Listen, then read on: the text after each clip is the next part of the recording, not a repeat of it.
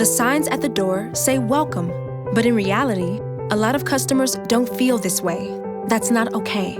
It's time to face the facts and ask why BIPOC shoppers are twice as likely to receive unfair treatment. Look close.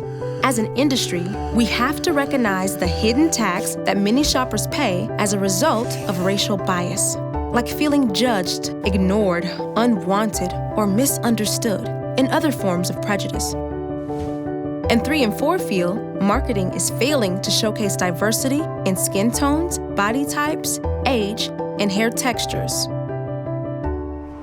Our racial bias in retail study shows that U.S. shoppers learn to cope, avoid interactions with employees, or change their body language, and many try to minimize their time in stores or shop online just to avoid the unfairness.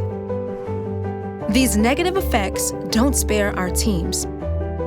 1 out of 3 employees shared they've experienced mistreatment from a colleague or a customer and even contemplated quitting.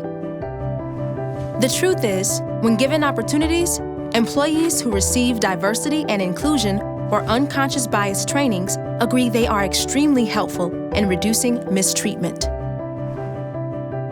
We've learned that it's our duty to remove the heavy tax of racial bias and work collectively to always improve how shoppers feel in order to provide an equitable experience. Retail needs to be a space where everyone is heard, respected, and feels welcomed. Let's learn together and work to change the outcomes. Learn more about the research and our action plan.